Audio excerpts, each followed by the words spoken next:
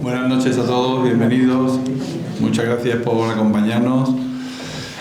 Y bueno, este acto, esta conferencia, después de tanto tiempo, pues prácticamente se convierte en el pistoletazo de salida de nuestras actividades, sobre todo esas así en salas cerradas, ¿no? Entonces, hoy tenemos a una persona que le tengo que agradecer personalmente las veces que hemos cambiado esta conferencia, porque, bueno, por motivos obvios, ¿no? No hace falta ni siquiera entrar en ellos, ¿no? Y bien, les cuento un poquito quién es este señor que nos acompaña hoy y que ya veréis que tiene cosas muy interesantes y sobre todo que ha vivido cosas muy interesantes de la historia de este país. Pedro Luis Mélida Lledó. Él nace en 1957 y nace precisamente el mismo día, el mismo mes que yo. O sea que eso para nosotros ya nos une. Nos une un par de cosas. Esta es una, y la otra es que los dos somos licenciados en psicología. O sea que, en fin, hemos hecho una saldita hoy ya interesante. Bien, él ingresa en el cuerpo de la policía en 1979 y naturalmente va, como sucede en estos casos, va sucesivamente ascendiendo en distintos puestos, distintas responsabilidades, ¿no? Como he dicho, él es licenciado en Psicología por la Universidad Complutense de Madrid, diplomado universitario en Ciencias Policiales, máster en Ciencias Policiales por la Universidad de Alcalá de Henares y cursos de Recursos Humanos en la Universidad Complutense de Madrid. Como profesional pasa de ser inspector de tercera clase, va ascendiendo, como he dicho, en distintas categorías dentro de la escala suya, la escala de la policía, y ha pasado por distintas comisarías y ha prestado distintos servicios dentro de la policía, como la policía judicial o la policía científica, ¿no? Ha sido jefe de la comisaría de Maspalomas, jefe de unidad y secretario general de la Comisaría General de la Policía Científica. En 2008 es nombrado por el Ministerio del Interior jefe superior de Policía de Andalucía Oriental, hasta el año 2012, que es nombrado jefe superior de la Policía de la Ciudad Autónoma de Ceuta. Y en 2014 le nombran jefe superior de la Policía de La Rioja. Finalmente, en 2018 es nombrado comisario general de Policía Científica. Ha realizado más de 50 cursos y seminarios de carácter profesional de todo tipo y como profesor y conferenciante ha sido colaborador en distintas universidades. Por ejemplo, es un conferenciante habitual de la Universidad Internacional Menéndez Pelayo, que incluso en esta universidad dirige un curso.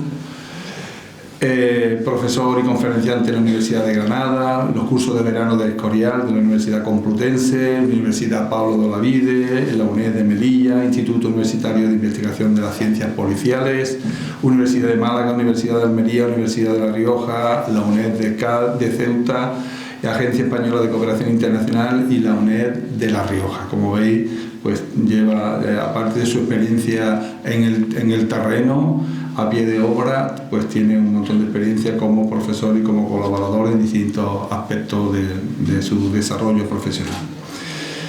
Como condecoraciones, tiene pues más de 20 condecoraciones, solamente enumeraré las más destacadas, las que más conocidas, y por ejemplo las cruces al mérito policial con distintivo rojo y blanco, encomiendas al mérito civil e Isabel la Católica, cruz blanca al mérito militar, cruz al mérito aeronáutico, medalla de plata de la Universidad de Alcalá de Henares, medalla de plata al mérito social penitenciario, medalla de oro de la Generalitat Valenciana, medalla al mérito policial de los Mossos de Escuadra.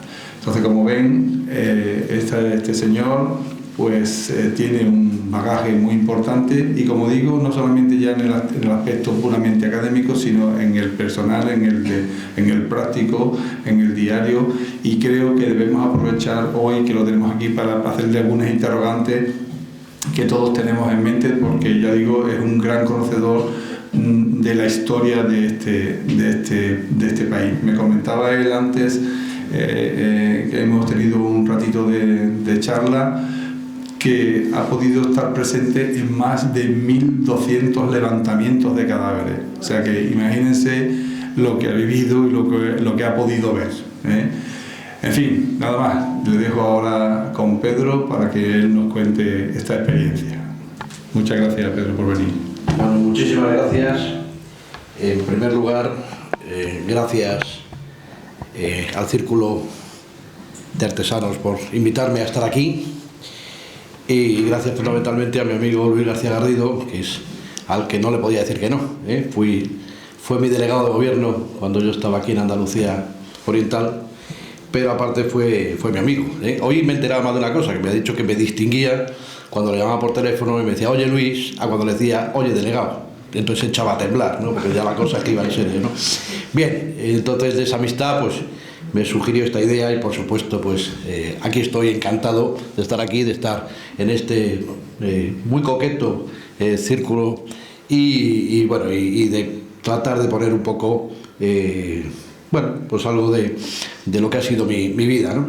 Yo cuando veo que tardan más de un minuto en decir un currículum, saco una conclusión muy rápida, que es que soy muy viejo. O sea, ¿para qué nos vamos a engañar? Cuando han empezado a contar medallas, cursos, no sé qué, digo, ya soy muy viejo, efectivamente. Pero bueno, hay que llegar también a este punto, ¿no? Bien, pues una vez hechos los agradecimientos y por supuesto, dados las buenas tardes a todos ustedes, pues quiero ser rápido porque me han dicho que luego pues les gusta hacer algunas preguntas y tal, y la verdad es que he preparado, porque la verdad es que es una historia, es la historia de las ciencias forenses, que ahora vamos a ver qué son. Entonces, pues voy a tratar de ir rapidito, de no meterme en muchas explicaciones vagas, pero por lo menos que al acabar tengan una idea de a lo que nos dedicamos dentro de ese mundo, que perfectamente lo van a identificar con el CSI, con la serie americana del CSI.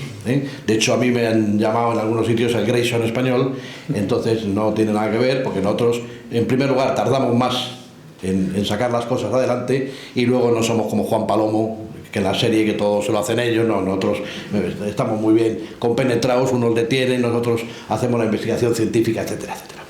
Esto es lo que vamos a ver. Un pasado, por qué nacen las ciencias forenses, cuándo nacen y por qué, el problema de la identificación, que es uno de los fundamentales de por qué nacen, los criterios de valoración de la prueba y los primeros pasos que da la policía científica a nivel mundial y a nivel, sobre todo, español. El presente, pues la parte de la Comisaría General de Policía Científica, un poco nuestra misión y qué es lo que aportamos, es decir, qué tipo de pruebas, que trataré de ir ahí rapidito, pero qué tipo de pruebas podemos sacar de ahí. Y luego, pues, ¿cuál es el futuro? El futuro que yo lo defino con esos 3 patas de banco: calidad, interoperabilidad e inteligencia artificial. Pues sin más, simplemente decir que la ciencia forense, pues, por ejemplo, la definición del antropólogo Francisco Echeverría dice que es la ciencia médico-legal que engloba un conjunto de ramas de la ciencia en general y de la medicina en particular, que contiene aquellos conocimientos específicos útiles para la resolución de los problemas que plantea el derecho. Hay otras, como la gama de disciplinas, que cada una con sus prácticas distintivas sirven para o ayudan a la policía y a la justicia a determinar circunstancias de comisión de un delito, de una infracción, y a identificar a sus autores. Ya empezamos a oír la palabra identificar, porque esa al final es nuestra base. Todo es comparable, por lo tanto, si todo es comparable, todo es identificable. Y esas son las ciencias forenses, nada más y nada menos. Ahí vemos desde técnicas especializadas, policiales, como pueden ser el examen de documentos, la fotografía forense, la inspección ocular en la imagen de la escena del crimen, la infografía forense, a conocimientos universitarios en física, geología forense, en botánica, en odontología legal, medicina legal, la sociología, etcétera, etcétera. Todo se puede aplicar a la investigación forense. Yo siempre pongo este pequeño tráiler porque creo que se ve muy bien por qué nacieron las ciencias forenses. Es decir, por qué a final del siglo XIX nacen las ciencias forenses. Vamos a verlo. Está subtitulado. Yet our reports continue to rely on medieval devices of torture. Stand down! I stand up for sense and justice. Our jails overflow. Men and women convicted on confessions of no one in this one. Constable Crane, this is a song that we have heard from you more than once. Now, there are two courses open to me. First, I can let you cool your heels in the cells until you learn respect for the dignity of my office. I beg pardon. But why am I the Nos fijamos en el preso como está detrás. To detect the guilty, we must use our brains to recognize vital clues, using up-to-date scientific techniques. Which brings me to the second course. There is a town upstate, 2 days' journey to the north in the Hudson Islands. It is a place called Sleepy Hollow. Have you heard? I have not. An isolated farming community, mainly Dutch. Bien, yo creo que con esto vale. Es decir, ¿qué es lo que pasa aquí? Pues lo que pasa es que la tortura, la confesión del reo, era la única manera en aquel entonces de demostrar la culpabilidad, ¿o no? Ahí se ve a ese pobre hombre, pobre o malo, no lo sé qué sería, amordazado, atado, y el propio policía Crane, como dice, que hay que buscar, que hay que pensar con el cerebro, que hay que buscar la ciencia al servicio de la investigación, no solamente la confesión de ese reo. Bien, pues es una de las causas por las que nacen las ciencias forenses. Bien, ahí tenemos unas definiciones muy, vamos a pasar muy de puntillas por ellas, de lo que serían las ciencias forenses académicas, las criminalísticas o técnicas policiales y la criminología. La criminología, nunca hay que confundirlo, la criminología va más con esa segunda profesión que hemos comentado antes que nos une. La criminología es más el aspecto psicológico, el aspecto del perfil del delincuente, el saber por qué el delincuente comete el delito, ¿no? Sociología, psicología, son las ciencias que apoyan la criminología. Nosotros por eso siempre hay una unidad dentro de la Comisaría General de Policía Judicial que se llama análisis de la conducta. Es el silencio de los corderos, para que todos nos enteremos, ¿no? Y yo siempre mantengo que esa unidad tenía que estar dentro de Policía Científica, como está en muchísimos países, porque está basado en ciencia. Bien, las técnicas policiales, cuyos conocimientos no provienen del mundo académico, sino de las artes, el tema de la falsedad documental, de la balística, etcétera, etcétera, y luego las ciencias forenses académicas, por ejemplo, pues el ADN, etcétera, etcétera, ¿no? La biología, etcétera. Bien. En España va tomando como la importancia la obtención de la prueba ante los tribunales de justicia, va creando ese nacimiento, esa importancia va creando ese nacimiento de las ciencias forenses. Y el primer problema que se plantea es la identificación. Es decir, en aquel entonces, cuando una persona se la detenía por un delito, pues no había nada más que el policía o la persona que la detuviera dijera: a mí este me suena, yo creo que este ya lo hemos detenido alguna vez. ¿A ti te han detenido alguna vez? No. ¿Pero tú cómo te llamas? Yo, Pepe. A ver, mira a ver si hay allí algún Pepe. No, Pepe no hay ninguno. Pues no lo hemos detenido. Había que buscar algo que uniese las identificaciones o que las múltiples detenciones.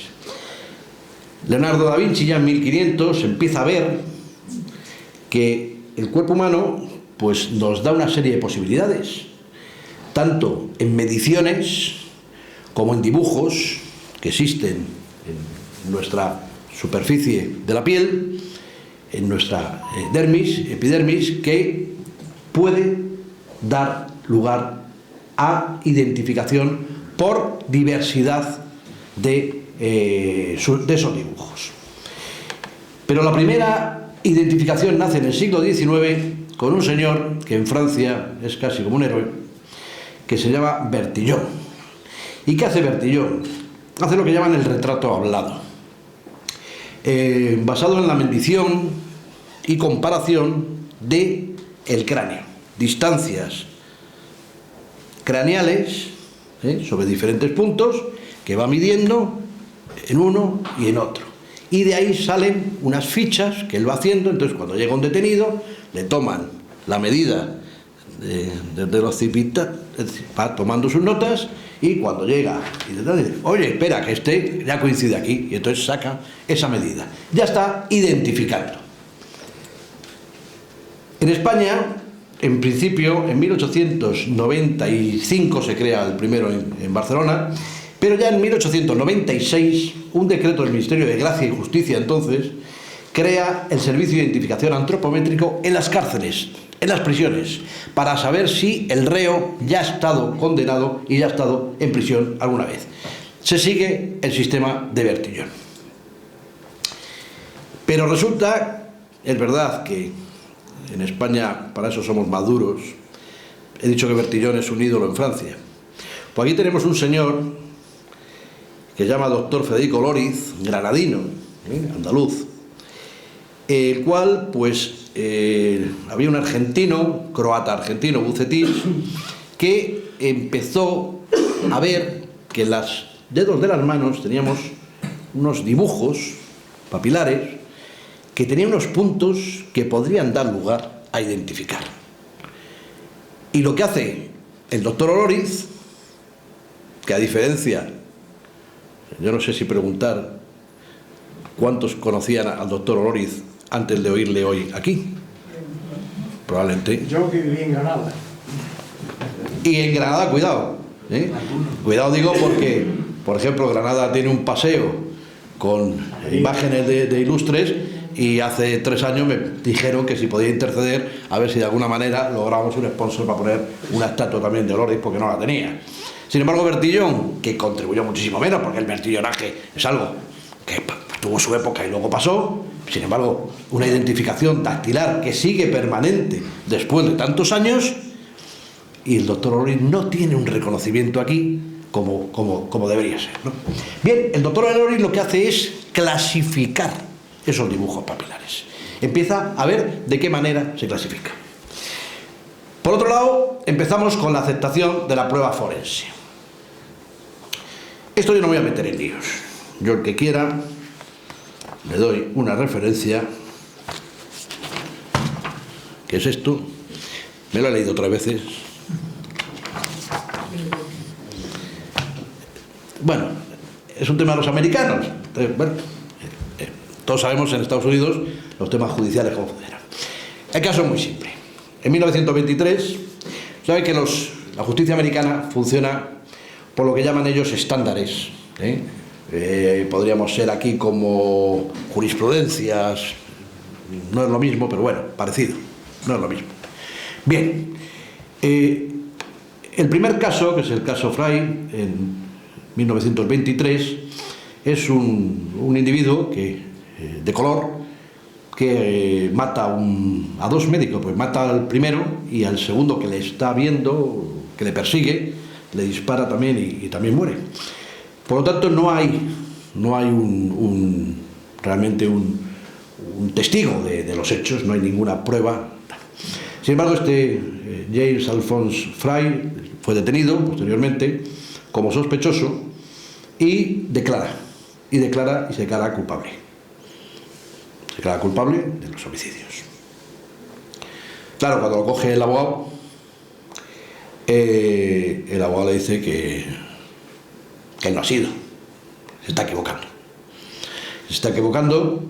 Entonces le dice que expone que se debe someter a un detector de mentiras, y que entonces ver a ver el detector de mentiras qué es lo que dice.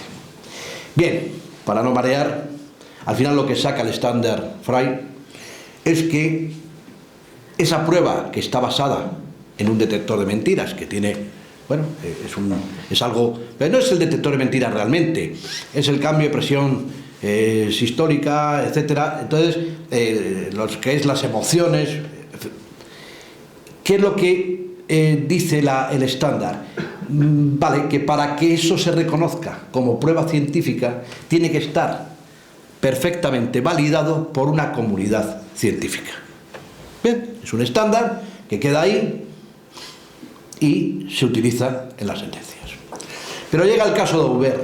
El caso de Aubert más reciente, en el cual un matrimonio denuncia a una farmacéutica porque tiene nacimiento de dos gemelos con graves problemas, probablemente causado por ese medicamento, Benedictin, que tomado por la madre, recetado por los médicos y tomado por la madre, había producido esas malformaciones en los hijos.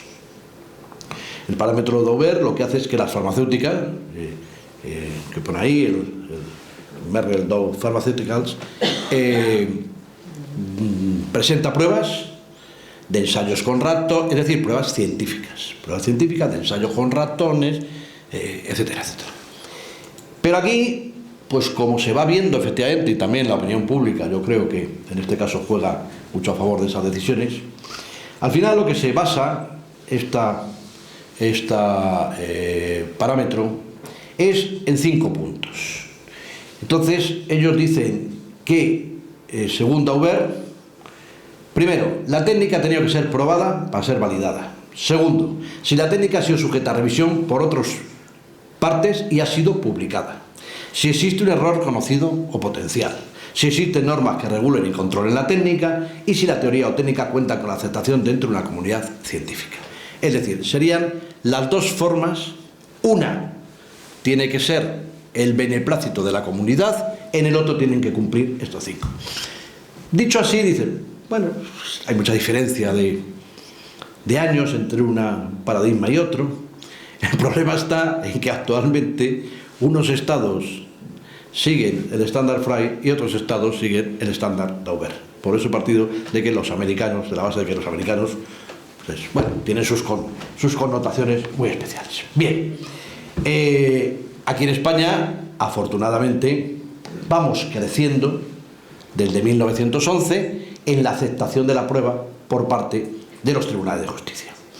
Y en 1911 se puede considerar el nacimiento de la policía científica. Creo que además Luis participaste en Granada, que llevamos allí una exposición en el centenario, porque en 1911, digo en 2011, estabas de 1911 no estábamos todavía, aunque llevamos ya unos años, pero bueno, llevamos camino. En 2011, efectivamente, que estuvimos allí en Granada inaugurando aquella exposición, ¿no? Bien, pues se crea ese primer servicio de identificación dactiloscópica. Aquí lo único que se hacía era tomar reseña a los detenidos y comprobar si ya habían estado detenidos o no habían estado detenidos, simplemente. Y eso sería, resumiendo un poco, el cronograma de la policía científica en España. El nacimiento en el 82, con las técnicas de Bertillon, vamos pasando en 1911 la creación del servicio de identificación, en el 94 se crea, pongo creación, ¿por qué pongo creación? Porque hasta ese año la policía científica era una rama, por así decirlo, de la policía judicial. Era la Guardia Civil, por ejemplo, lo sigue teniendo igual, dentro de lo que es policía judicial, tienen policía científica ahí encargado. Nosotros a partir del año 94 salimos de ahí. Lógicamente, ¿qué supone esto? Pues supone una independencia fundamentalmente económica, porque esto es muy bonito, pero es muy caro, pero muy caro, además hay que renovarse mucho. Entonces, una independencia económica, unos presupuestos diferentes, es decir, tienes... Y luego además que, hombre, realmente trabajamos para todas las áreas, somos una unidad transversal que trabaja para todas las áreas policiales y para la autoridad judicial, ¿no? Bien, en el 95 ya somos miembros fundadores de EMSI, como organización europea dentro de la Unión Europea dedicada a las ciencias forenses.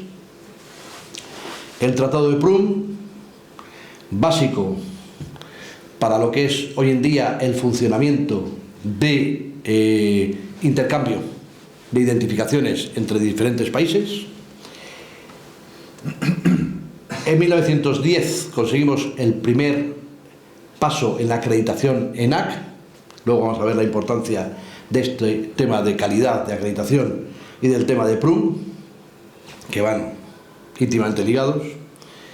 Ya en 1914 empezamos comunicando el tema de inteligencia a través de Vincipol, que también vamos a ver luego como las cosas de futuro. 2016 se empieza a desplegar. En 2019 celebramos ese 25 aniversario, ya estaba yo como comisario general de Policía Científica, de creación como comisaría general, como subdirección dentro del cuerpo. Y en 2022, lo último, la acreditación dentro de lo que es la escena del crimen.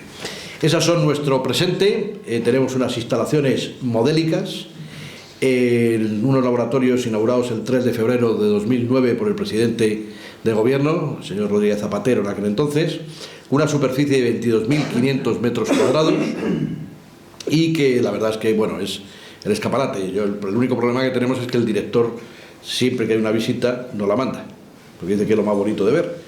Claro, llega un punto en que tenemos saturado las visitas dentro de la comisaría general, ¿no? Porque hay que atenderlos a todos. Pero bueno, es verdad que son dignas de verse y que, bueno, tuvimos quizá el acierto en aquel entonces de hacer ya con una visión de futuro, de hacerlo con una visión de futuro y de momento es curioso, pero 13 años después todavía nos han quedado pequeñas, que normalmente casi todas las edificios a los 2 años o los 3 ya están quedándose pequeños. Bueno, pues después de 13 años todavía podemos sobrevivir, ¿no?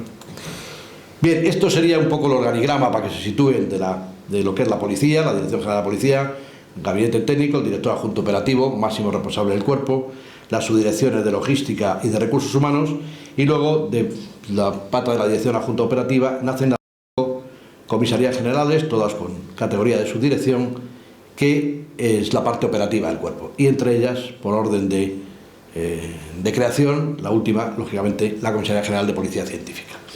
Aparte una división de cooperación internacional y luego ya las divisiones de gestión y recursos humanos y de logística e innovación.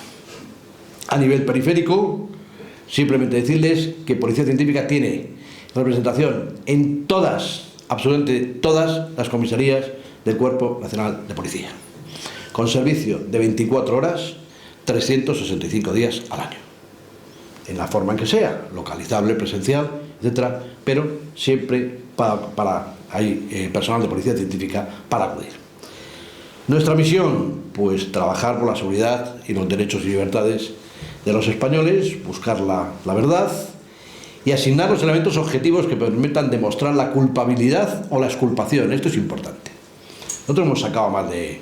Y, por ejemplo, pues... hace muchos años, pero vamos, tampoco, no voy a decir el nombre, vamos, el padre de un famoso deportista español de entonces, hace muchos años, pues un día iba por una calle de Madrid y pasó un atracador, le pegó un tirón del bolso a la mujer, ¿no? Y la arrastró al suelo, además. Este hombre tenía licencia de armas, saca el arma, efectuó 2 disparos al aire y el delincuente cayó de bruces con un tiro en la espalda. Inmediatamente se detiene al hombre, él dice que había disparado al aire, al aire sí, pero está caído boca abajo con el tiro en la espalda, ¿no? Un gran trabajo de los funcionarios de balística determinan que efectivamente había disparado al aire, lo que pasa es que el comercio por el que pasaban tenía una marquesina, el tiro había rebotado en la marquesina y había salido en oblicuo y le había entrado al hombre por la espalda. Afortunadamente salió intente. Bien. Rápido un poco, ¿qué es lo que hacemos? En la Unidad Central de Identificación hacemos identidad de huellas, grafoscopia a través del SAIZ y antropología forense. Esto, a título curioso, lo vamos a poner para que vean lo que es la huella. Lo contó Expediente Marlaska. 15 años ha estado fugado de la justicia Manuel Miranda. Ahora la Policía Científica explica cómo se detuvo al histórico narcotraficante que se había modificado todas las huellas de sus manos. Por autoinjertos, es decir, cogerse una zona de su cuerpo e implantársela en las manos, los dedos de los pies. La Unidad Central de Identificación cuenta con una base de datos, el SAID, donde se introducen las huellas dactilares de todas las personas que son detenidas en España. Se toma la palma entera, o sea, tomamos dedo por dedo, posadas, rodadas, la palma y lo que llamamos también el canto del escritor. En el sistema ya existían huellas de Manuel Miranda de los años 2002 y 2008. Las de los dedos estaban modificadas, pero no impidió su identificación. Modificarse simplemente la yema de los dedos no evita que podamos identificarle en un futuro porque queda el resto de la mano. Pero las funciones de esta unidad no se limitan a resolver casos delictivos. También realizan identificación de cadáveres en grandes catástrofes, tanto a nivel nacional como internacional. Para ello, si fuera necesario, son capaces de regenerar huellas. Se mete en una combinación de productos químicos, generalmente amoníaco de agua, en distintos porcentajes. Un proceso que suele durar unos 20 días. Hasta que llega un momento en que el perito observa que es perfectamente factible realizar o obtener la impresión dactilar que sirva para compararla con la del DNI. La identificación a través de las huellas es la más habitual, aunque el futuro, dicen, pasa por el reconocimiento facial. Bueno, pues el vídeo de mi buen amigo Manu Marlaska ha servido para que explique la unidad entera. O sea que vamos a seguir porque la unidad entera está explicada ahí. ¿Qué es lo que hacen? Simplemente no por este caso, pero la inspectora jefe que ha salido hoy en día es la comisaria jefa de la unidad de análisis científicos, porque es licenciada en químicas también, y bueno, pues ahí vemos lo que es el futuro, lo que es el futuro ya policial. Comisaria con 50 y pocos años y con mucho empuje, como se ve, ¿no? Bien, eso es lo que hemos visto en el SAI, la identificación tanto de palmas, impresiones dactilares, borde cubital, el borde que apoyamos en la mesa, y huellas latentes. La antropología forense, estudio fisonómico, retrato robot, víctimas en catástrofes, personas desaparecidas, etc.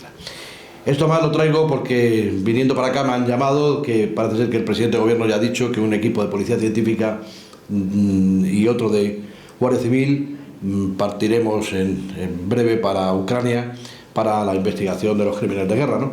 Bueno, pues eso es un poco nuestra experiencia en todos estos temas, ¿no? Desde el terremoto de Argelia en 2003 hasta el último en Sierra Leona en 2017, pasando por diferentes temas. Esto lo traigo, aparte porque ha sido, yo creo, el día más duro de la historia de España en los últimos años, porque creo que no se ha valorado suficientemente el trabajo que aquí se hizo, ni por parte de la Policía Científica ni por parte de la Comisión Nacional de Información. Y traigo este ejemplo. El 11M, como todos saben, 191 fallecidos, un neonato, posteriormente se añadiría el compañero, su inspector Torrontera, del GEO, y a las 36 horas de la primera explosión se habían entregado 155 de los 191 cadáveres a sus familiares, perfectamente identificados. El jueves 18 se entregaron los últimos, es decir, una semana después. El 11S, Estados Unidos, Torres Gemelas, fue el 11 de septiembre, creo que de 2001, ¿no? O 2002, 2001.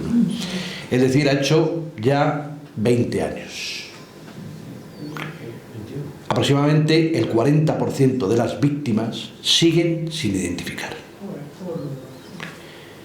Entonces yo creo que tenemos que sentirnos muy orgullosos de la policía científica que tenemos en España. Alguno dirá, guau, es que eran muchos menos. No me vale, pues jugamos a proporciones entonces, es decir, no es un juego ni mucho menos. ¿Qué es lo que ocurre? Que nosotros utilizamos 1, 2, 3, 4 técnicas de identificación. Los americanos, parece que es que les voy a tener manía, que no que tenga manía los americanos, pero es verdad que tienen muchas particularidades, ¿no? ADN. El ADN es muy caro primero, pero aparte que es que hay que tener con qué cotejar. Entonces, nosotros fundamentalmente, dactiloscópicamente, identificamos al 76%, por ADN al 11%, por datos antropométricos al 9% y por odontología al 2%. Es decir, creo que sacó. Pero vamos, si nos vamos a la investigación, tanto de policía, de la Comisión General de Información como de Policía Científica, pues fue impresionante, ¿no? A las pocas horas ya se estaban produciendo detenciones y posteriormente, no es que sea como Umbral, que quiero hablar de mi libro, en Amazon Prime hay 4 capítulos sobre el 11S, perdón, sobre el 11M, en el cual intervengo, interviene también un compañero que está entonces en la Comisaría General de Información, y bueno, y aparte de muchos políticos, periodistas, etcétera. Bueno, yo creo que es un reportaje duro, porque lógicamente el tema fue duro, entonces, pero que bueno, que explica bastante bien todo, ¿no?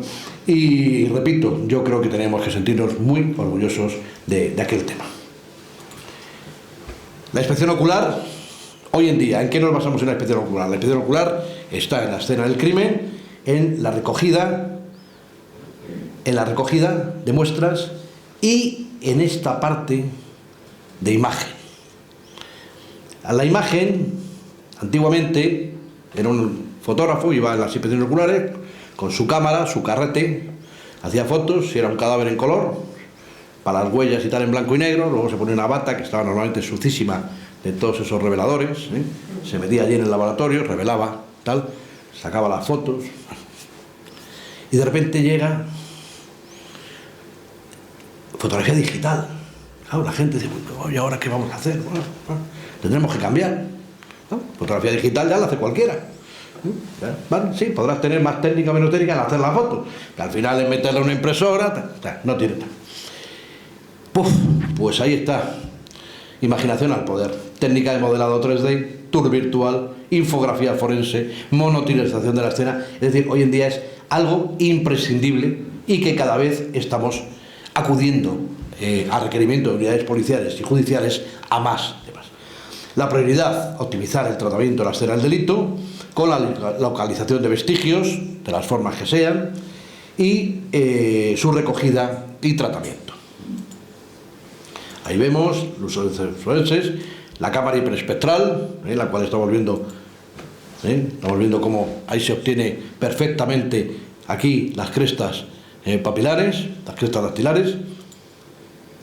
El ForenLIS, que es un trabajo hecho con la empresa Indra, en la cual lo que hacemos es identificar elementos químicos, residuos de disparo, distancias de disparo y análisis químico basadas en esa determinación LIPS. Se hace todo in situ, o sea, todo sobre el campo. La tecnología de la imagen, la captura del escenario original, la reproducción de hechos. Y aquí también, simplemente, esto lo pongo, lo que es el tour virtual, para que vean que tiene otras finalidades. Estas imágenes que vamos a ver ahora, no sé si arranca, no sé si arranca o no arranca. No. Sí. Sí.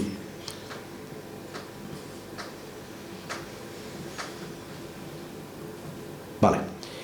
Bueno, esto es un tour virtual por una vivienda donde, bueno, ahora se ha ido, es lo mismo, donde el degenerado aquel de Ciudad Lineal, el pedrastra ese de Ciudad Lineal, se llevaba a las niñas que violó, que agredió sexualmente, niñas todas entre, me parece que eran entre 6 y 11 años, y se las llevaba a ese piso. Bien, cuando llegamos al momento en que ya estaba detenido, lógicamente la justicia tiene que seguir sus parámetros, como no puede ser de otra manera. Y una de las cosas que requiere es que la víctima reconozca el escenario del delito. Llevar a esas criaturas al escenario donde le han sido agredidas, en presencia del individuo que tiene derecho a ir, de su abogado, con las cámaras seguro abajo.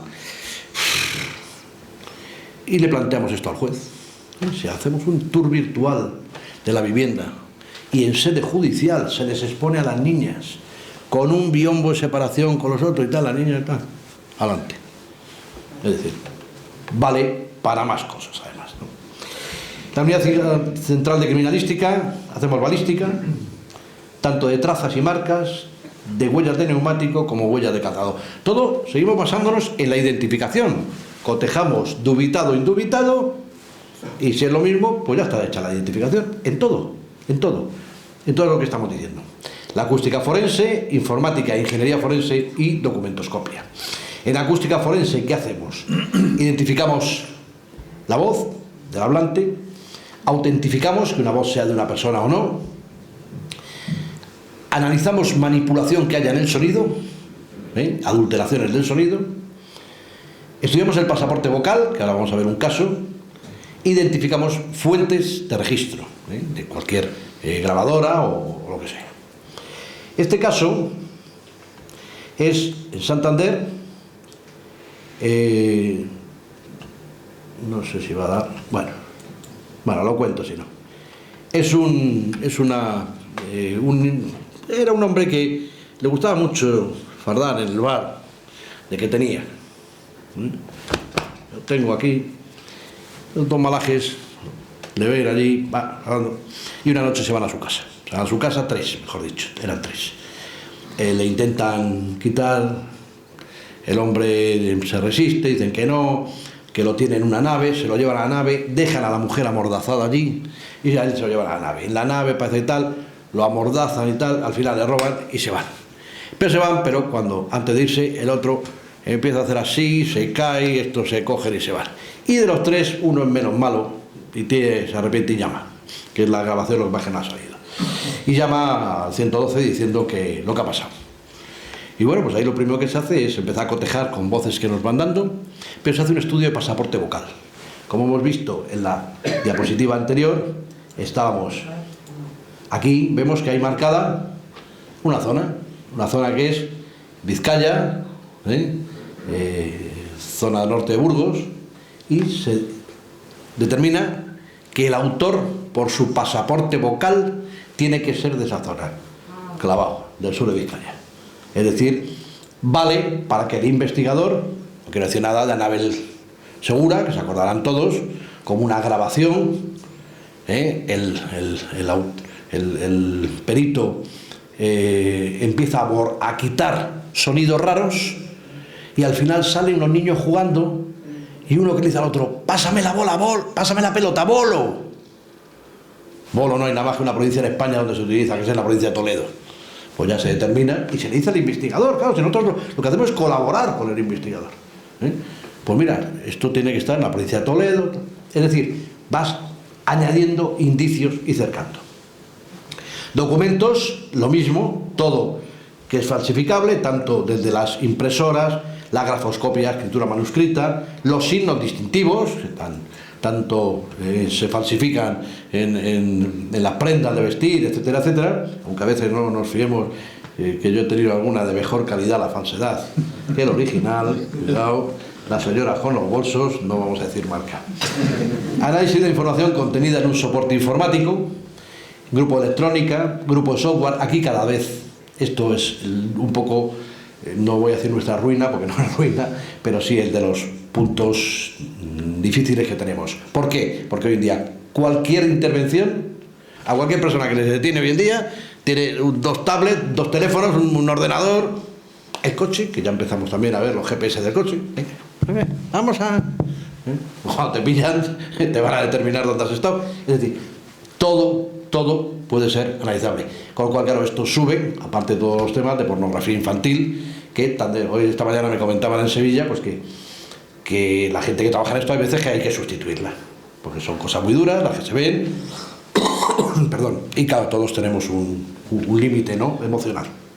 Bien, la unidad central de análisis científicos, química y ADN. En química hacemos de todo, desde incendios, agua, explosivos, tierras, estupefacientes, fármacos, tóxicos, alcoholemias, pinturas, fibras, tintas, papel, o sea, absolutamente análisis de todo, cuantitativo y cualitativo, lógicamente. ADN, pues simplemente yo lo digo con una frase. Hoy decía, me parece que le comentaba al comisario Jerez viniendo, digo, a nosotros nos han subido un montón los capsulitas para los robots de ADN, porque claro, hace 3 años aquí no hacía PCR nada más que nosotros. Claro, de mano ni sabían ustedes lo que era la PCR. Y ahora todo el mundo hace PCR.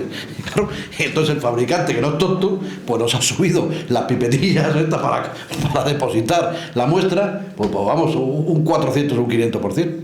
Pero bueno. Bien. Y quiero, y enlazo con la parte internacional, poner este ejemplo. Este ejemplo fue aparece primero un cadáver de Rocío Baninkoff, todos lo acordarán, en el año 99, en el cual se obtiene al lado un cigarro, que no tiene por qué decir, o sea, que aquí no hay fallo de ningún tipo, es decir, hay un cigarro en un campo que puede ser del autor, o puede ser de alguien que se haya fumado un cigarro allí, es decir, no es una prueba de cargo en aquel momento. Por investigaciones se detiene a la pareja sentimental de la madre y se la condena a 15 años de prisión por homicidio. 2 años después aparece muerta Sonia Caravantes. Y aquí ya no es casualidad, el mismo perfil genético en un cigarrito. de Royal Crown, aparece ahí. Bien, en 2006 es condenado Tony Alexander King por el asesinato de ambas. Y eso es ahí está la clave. Nosotros hasta el año 2007 no tuvimos una ley sobre identificadores a partir del ADN. ¿Qué quiere decir esta ley? Esta ley dice, esto es que somos, o sea, la ciencia forense es pionera en todo. Yo por eso cuando os hablan, no, vosotros la Guardia Civil y vosotros lo lleváis mal, será en otros temas, porque en esto lo llevamos estupendamente. Porque siempre vamos de la mano. Policía, Guardia Civil, Ertzaintza, Mossos, Instituto Nacional de Toxicología. Sí, podremos tener alguna diferencia, pero aquí estamos todos. Y estamos todos con unas bases unificadas en todo, en huellas, en balística. Porque lo que estamos es al servicio de la sociedad. No de apuntarnos ningún tanto, ni mucho menos. Estamos al servicio de la sociedad, del ciudadano y de los tribunales de justicia. Aquí a partir de 2007 unimos las bases y tenemos ya una base de datos de muestras de ADN y de perfiles indubitados de ADN. Es decir, ya se puede cotejar. Pero aparte, claro, empezamos con los intercambios a través de PRUM, que hemos visto antes en el organigrama. ¿Qué quiere esto decir? Pues que si en aquel momento hubiésemos tenido estas armas, Sonia Caravantes no estaría muerta. Porque Tony Alexander King tenía reseña genética tomada en el Reino Unido. Por lo tanto, nos hubiera saltado aquí. Luego el error fue pues que íbamos tarde, por así decirlo. Bueno, eran unas técnicas todavía novedosas y todavía no habíamos llegado. Por eso la importancia de todos estos pasos. Y por último, la Unidad Central de Investigación Científica y Técnica, calidad y tecnología y desarrollo. Calidad. Dirán, ¿qué pesado es este hombre con los vídeos? Es que yo creo que es la mejor manera de que se vea. ¿Por qué es necesaria la calidad? Aquí lo vamos a ver. ¿La habrán visto usted la película alguna vez? La película El vuelo. Su trabajo es peligroso y lo sé. ¿Eres el abogado del sindicato? No, señor. Es Hugh Bland. Le hemos contratado para llevar el aspecto criminal de la situación del comandante Whittaker. Ya, ¿y cuál es la situación del señor Whittaker? Tengo la NTSB mirándome el culo con una linterna. Tenemos que darles acceso a todo. Todos sienten curiosidad por el comandante Whittaker. Bueno, yo volé con él en la Marina y es un gran piloto. Ah. ¿Es un borracho? Bebe bastante. Pero quizá debería hacerle pasar. Sí, enseguida. Bien, vamos a lo nuestro, Lenny. ¿Qué planes tiene el sindicato para esta analítica que indica? Ahí. Whittaker iba colocado con alcohol y coca. El tío es una perita dulce. Bueno, anularé el informe toxicológico. Las pruebas se hicieron de forma incompetente. El equipo de toxicología que usaron había sido calibrado por última vez en junio del 2009. Han sobrepasado en 18 meses el plazo legal.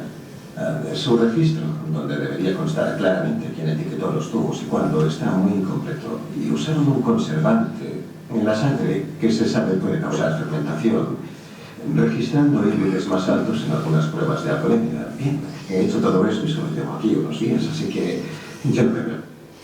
Bien, como recordarán en la película, el piloto, el que está fuera, que conduce que pilota estupendamente, pero tiene una noche de juerga con las azafatas de cocaína, de alcohol y de sexo y de no dormir y tal, y a la mañana siguiente, pues aunque lo hace bien, porque logra dar la vuelta al avión y logra salvar a casi todo el mundo, pero claro, cuando le hacen los análisis, pues claro, ven que tiene una gota de sangre en cocaína y en alcohol, ¿no? Entonces, pues, lógicamente, viene el problema. Pero claro, inmediatamente, ¿qué es lo que dice el abogado? Voy a decir que no estaban validados los aparatos con los que se ha tomado, que el reactivo tiene...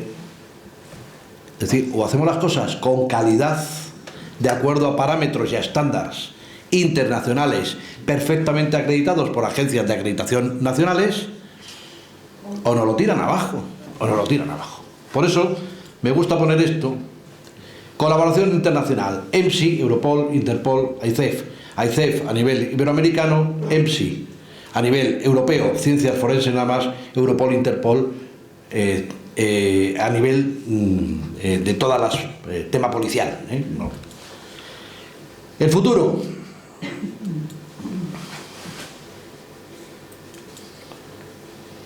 Y no me diga que así no va a salir. Ah, sí.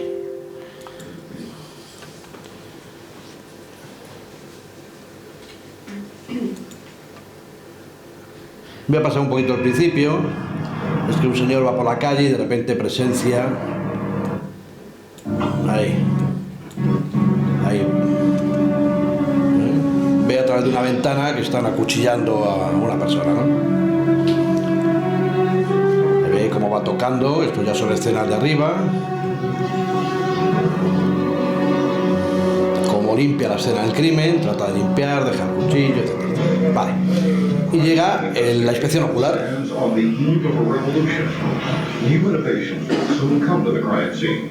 Our work will be more efficient, easy. Presents the future. The guidance of the Netherlands Forensic Institute, an agency of the Ministry of Justice. A consortium is working to create the digital crime scene. Bueno, ahí está un poco lo que hacen.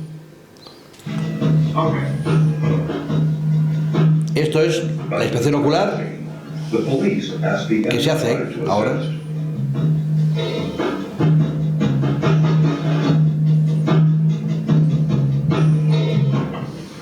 Saca su maletín, como el que tenemos aquí,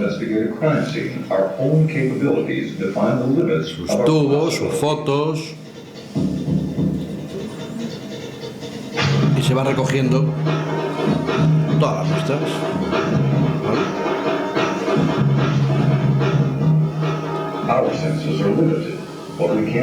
Mira a ver si te enseña de defensa las uñas. Es decir, esto es lo que hacemos ahora mismo.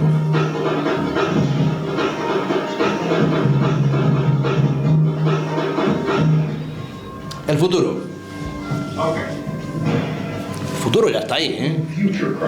Esto tampoco es tan descabellado ya, ¿eh?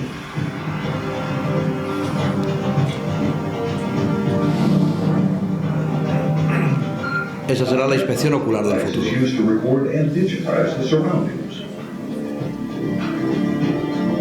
Important details will be scanned and automatically stored.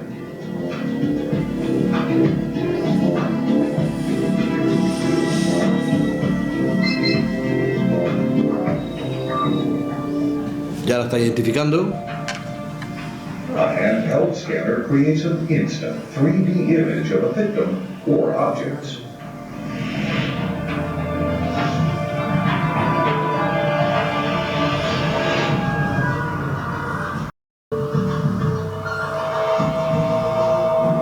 The thermal camera, developed for medical research, shows heat traces, even when the heat source has been taken away hours before.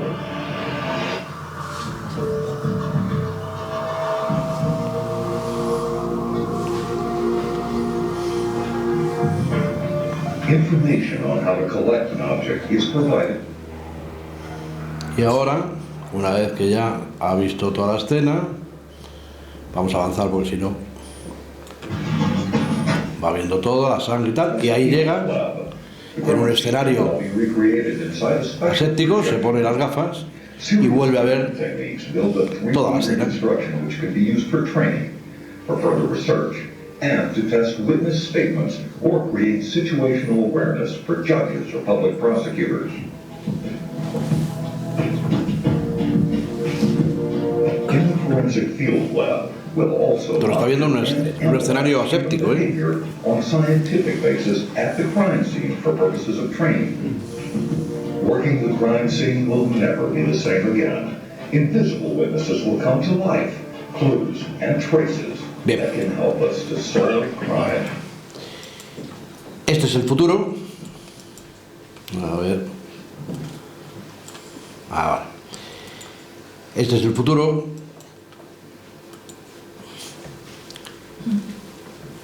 Y dentro de ese futuro, y con esto ya voy acabando, 3 o 4 pilares. Inteligencia.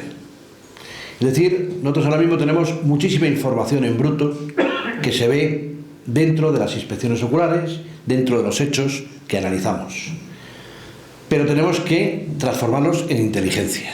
Nos tiene que dar información que nos valga para prevenir y para actuar.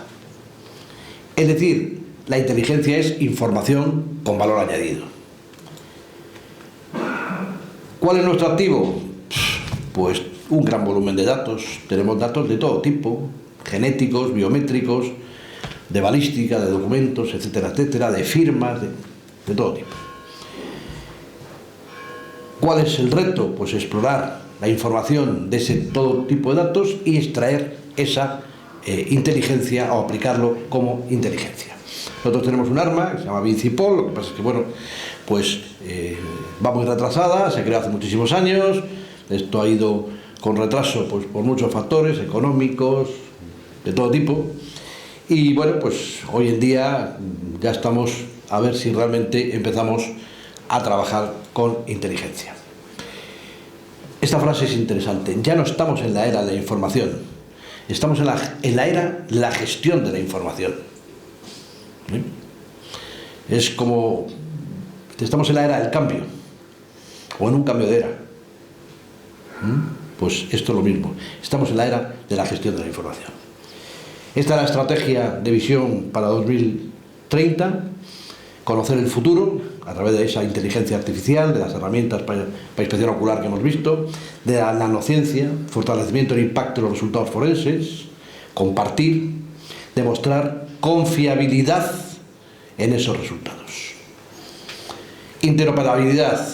Cada vez estamos interoperando todas las bases de datos a nivel europeo para que desde cualquier país, eso que decíamos antes que estamos muy orgullosos que hemos hecho en policía científica con los intercambios, se haga de manera automática con cualquier base de datos de extranjería, de asilo, etcétera, etcétera. Esos son los datos o las bases de datos que tenemos, tanto el SIS, de datos alfanuméricos, el BIS, Eurodac para asilo, ETIAS. Aquí, por ejemplo, pues un caso de esta interoperabilidad, una pelea en Polonia resuelve un crimen en Madrid, 25 años de CSI español, 25 años fue cuando salió. Esto fue en 2015, en una inspección ocular, se toman unas muestras virológicas en una agresión sexual y homicidio, unas muestras dubitadas que no tienen correspondencia con ninguna indubitada, o sea, no sabemos quién es, ¿no? Posteriormente, en Francia, se había tomado tiempo atrás una muestra de ADN a ese mismo individuo y sí tenían el nombre, es decir, ya no tenemos a la persona, pero ya sí tenemos el nombre. En España tenemos la muestra, en Francia tienen el nombre y ya empezamos a relacionar, ya le ponemos un nombre. Y nos falta brillarle. Y entonces ese mismo año, en Polonia, el tío se recorría toda Europa, detuvo un hombre durante un altercado callejero. Al introducir sus datos en el sistema automático de identificación dactilar, las fuerzas de seguridad españolas resolvieron otro crimen diferente, un homicidio. Es decir, en Polonia se le coge y van saliendo todos los datos que tiene. Confiabilidad. Este es el parámetro hoy en día. Por eso hay que tener la acreditación en calidad. Porque si no, en Europa no confían. No confían, lo mismo que nosotros no confiamos en otros países. De ahí muchas veces pues el retraso que llevan algunos países del norte de África, el Sahel o en Iberoamérica. El robo salchinarro, esto es un tema de inteligencia artificial, como en un tema que se cometió el 31 de diciembre en Madrid, en Salchinarro, atracan una joyería, un butrón, se llevan un montón de joyas, me parece que está más de... no he visto por ahí... Bueno, habían ocurrido también en Andorra otro tema parecido, y ese sería un mapa de inteligencia, el mapa de inteligencia que se obtiene a raíz de lo que se saca de huellas dactilares, de huellas tal, se van y ya se ven en Andorra, en Francia, es decir, en diferentes países, y tenemos ese mapa de dónde ha actuado esta banda, ¿no? Pues esto es el futuro. Internacionalización, inteligencia artificial, confiabilidad y acreditación en la muestra. Esta mañana te decía que te fijaras en la frase. ¿Qué recompensa da esto? Pues esa, dar un buen servicio a los demás. Eso decía Elbert Hubbard, y yo esta frase la pongo desde hace mucho: el que da un buen servicio a los demás recibe una gran recompensa. Y por mi parte, hasta aquí he llegado, estoy a su disposición para las preguntas que quieran, y muchísimas gracias.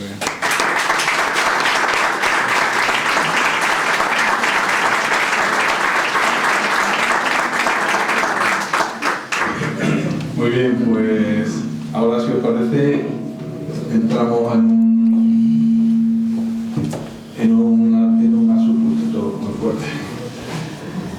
en un punto para hacer algunas preguntas, si queréis. Yo creo que tenemos que aprovechar la presencia del comisario, el máximo responsable que hay en España de la policía científica, que es todo un honor tenerlo aquí con nosotros para que podamos preguntar todas esas cosas y ese desarrollo que ha hecho de cantidad de casos en los que ha estado, y que creo que muchos de ellos son conocidos, porque después yo me imagino que también en ese aspecto deberíamos de contar algo, ¿no? Es decir, cómo se lleva la policía científica con la prensa.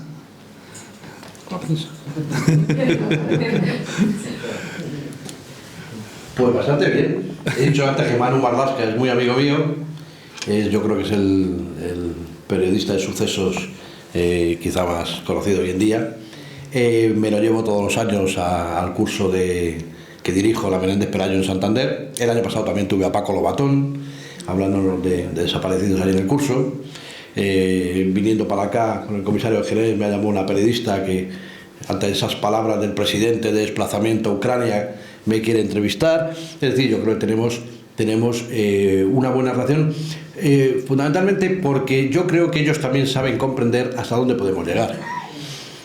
Hay veces que no podemos llegar más, sobre todo en las formas, pero bueno, pues sí en los fondos, ¿no? Entonces, la relación con los periodistas normalmente es buena. Bueno, pues venga. Una de las cosas que ocurre, bueno, ante todo les felicito porque a mí particularmente, y creo que a muchos nos ha maravillado.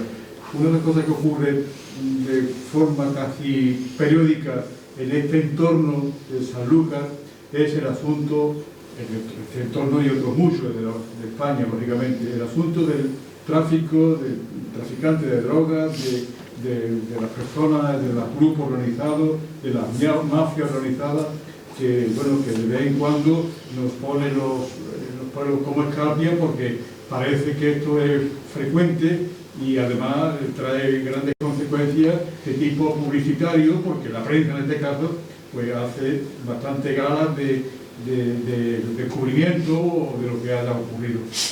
¿Cómo se maneja desde la policía este seguimiento de esta mafia y de este grupo operativo de esta delincuencia organizada que tiene la droga en este entorno de la costa, concretamente en la que nos abarca, que casi es desde Huelva hasta Málaga, más o menos?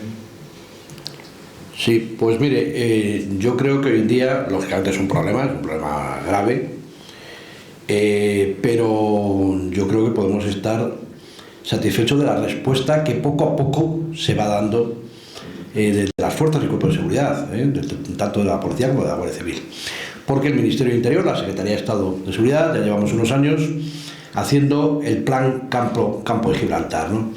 En el plan Campo de Gibraltar se están, aparte de dotar de medios, dotar de personal y dotar de medios económicos también, y se están haciendo una labor buena.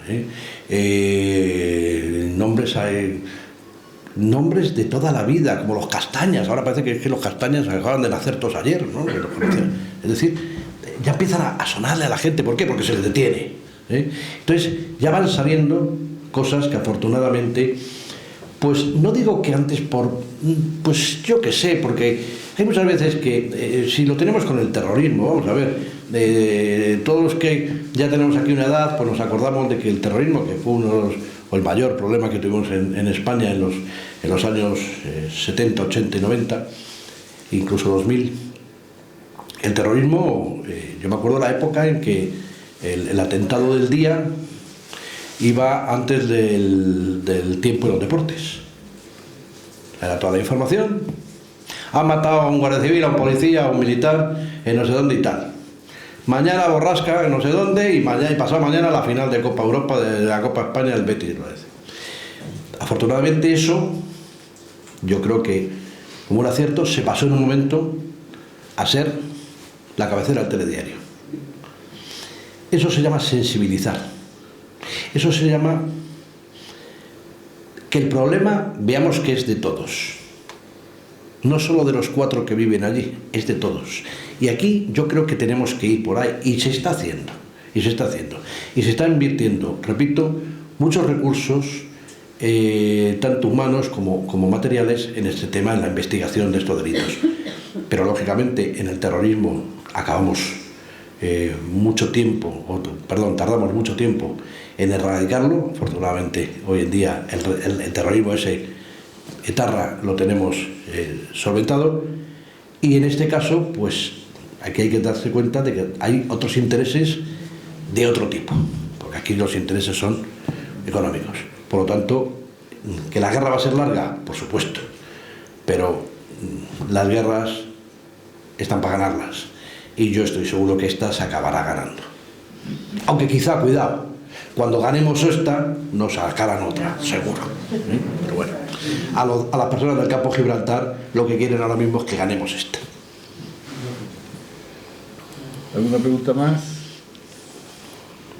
Sí. Sí, buenas noches. Mire, esto no pasó, como todos sabemos, aquí en España. Ocurrió en Portugal, en el Algarve. La célebre niña inglesa, dentro de su trabajo, ¿qué hay? ¿Por qué no se ha descubierto eso? ¿O qué posibilidades hay? A pesar del tiempo que ha transcurrido, ¿qué conocimiento tiene usted acerca del caso? Vamos a ver si tampoco tenemos que irnos. Aquí tenemos el niño pintor de Málaga, es decir, tenemos casos también, tenemos casos. Vamos a ver, esto no es perfecto, lógicamente. Esto no es perfecto. Lo que está claro, hay un dicho en policía científica, una frase de Helmut Lockhart, que dice: el tiempo que pasa es la verdad que huye. Todo lo que al principio no se haga bien cuesta. No, yo me imagino que eso es como todo en la vida, ¿no? O sea, dice el matrimonio que nace mal, o sea, a lo mejor no llega, ¿no? Pues esto es lo mismo, ¿no? Todo cuesta. Entonces, en aquel caso yo no lo conozco profundamente, probablemente primero por los años que hace, y luego porque, bueno, pues al ocurrir efectivamente en Portugal, es verdad que no presta la misma atención, ¿no? Yo me parece que, pues, no sé en qué año fue lo de... No, los 90 y tantos o por ahí, vamos, que yo era curritillo de... Entonces, pero me imagino que al principio habría fallos en esas primeras investigaciones, y esas primeras investigaciones son primordiales. Ahora bien, también es verdad, aquí no descansamos, nosotros estamos mirando. Hace poco tenemos una... que hace el año pasado, yo creo que lo hemos renovado. Tenemos 2 casos, ahora mismo me están viniendo a la cabeza, 2 casos en Santander. Uno que es una mujer que aparece en la playa, muerta, la dama del camello, probablemente es extranjera, aparece ahogada en la playa, creo que desnuda y con un tatuaje. Me parece que lo del camello... No sé si es porque... No, el camello es por la playa. Me parece que la playa del camello, efectivamente. Y bueno, pues yo creo que hace 30 años o 20 y tantos años, y sigue sin identificar ese cadáver, ¿no? A mí me consta que el que llegó a ser jefe de policía científica, que se ha jubilado el año pasado, se ha ido con esa espina, me lo ha dicho, se ha ido con esa espina de no haber identificado a ese cadáver, ¿no? Yo le decía, digo... Dice, no, es que yo ya me jubilo y no voy a identificar. Y bueno, si lo primordial está en que se identifique. Si no eres tú, pero por lo menos que se logre identificar algún día, ¿no? Y luego en Santander también hay otro tema, que es una muerte de una profesora, me parece que era, madrileña, que fue una boda, y a la salida de la boda, pues la mataron. Y bueno, pues yo como todos los años voy por Santander y todos los años tenemos algún avance. Y ahí... Lo que pasa es que también hay que tener una cosa, que es que hay que saber quién es y también hay que demostrarlo, efectivamente. Entonces, claro, en muchos casos sabes quién es, pero no te la puedes jugar, sin saber quién es, ¿no? O sea, las pruebas que tienes, ¿no? Por lo tanto, pues, es decir, nada se archiva, nada se encierra y ojalá todos esos casos que quedan, que repito, que desgraciadamente, vamos, con uno que haya ya me vale para ser, ¿vale? Pero ojalá pues se vayan resolviendo. ¿Alguna pregunta más? Lo que usted ha dicho a este señor, el caso de Marta del Castillo también hubo un problema, también desde el principio hubo fallos, porque no se ha resuelto, los padres no han podido conseguir, sabe dónde está su hija.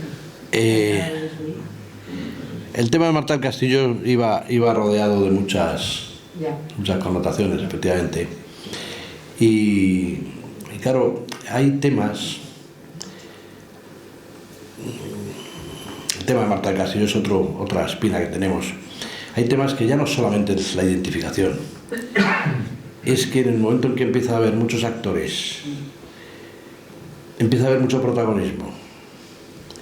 Yo les podría decir, sin temor a equivocarme, que en cualquier caso de esos podemos tener como 10 o 12, aquí hay compañeros míos que lo pueden ratificar, 10 o 12 personas que llaman, que uno que dice que la ha matado él, otro que dice que vio a uno no sé qué, otro...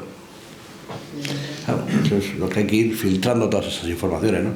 Entonces, yo repito, lo que nace viciado se enquista. Y yo creo que el tema de Marta del Castillo no será por falta de recursos invertidos en el tema, no será por falta de recursos. Nosotros ahora mismo tenemos el caso este de la mujer esta que, pues una trastornada, que dice que mató al niño que tenía el síndrome este, que dice que tiró por... y no logramos encontrar el cadáver. Y bueno, yo he tenido un equipo allí, conjunto de homicidios y policía científica, en Valdemingómez, en el vertedero, allí cribando basura, porque la señora dijo en una declaración que la había tirado en un contenedor de basura en tal sitio. ¿Qué pasó en Marta del Castillo? Entonces, simplemente, no vamos a poner más, aquello se fue a lo largo por lo menos de mes y medio. Estamos hablando del sueldo de 4 personas, nada más que el sueldo, vamos a poner. El sueldo de 4 personas buscando. Es decir, que no regateamos en nada. Lo malo es que no todo... Nosotros teníamos, cuando éramos jóvenes, teníamos una costumbre, es que cuando explotábamos un tema, cuando éramos jóvenes, nos íbamos a celebrarlo, ¿no? Pues esto es lo mismo. Es decir, ojalá todos esos temas pudiéramos un día celebrarlo de alguna manera, aunque la celebración en casos de estos se oscurece por el tiempo, ¿no? Pero, repito, hay verdaderas cruces que se te meten en todas las profesiones, me imagino que pasará lo mismo. Y bueno, pues que no es que haya habido fallos, que no es que ha habido... son cúmulos de cosas que desde un principio, repito, no se hacen bien o que se envenenan por lo que sea. Muchas gracias. Bien, ¿alguna más? Bueno, pues damos por finalizado el acto y agradecerle de nuevo al comisario su presencia aquí, la ilustración que nos ha hecho y nada, decirle que siempre será bienvenido aquí en nuestra ciudad y en nuestro círculo artesano. Yo lo que puedo decir es que has dicho antes que era un orgullo tenerme, para mí el orgullo es estar aquí en esta maravillosa tierra con buenos amigos y la verdad es que he pasado un rato muy, muy agradable. Muchas gracias. Gracias.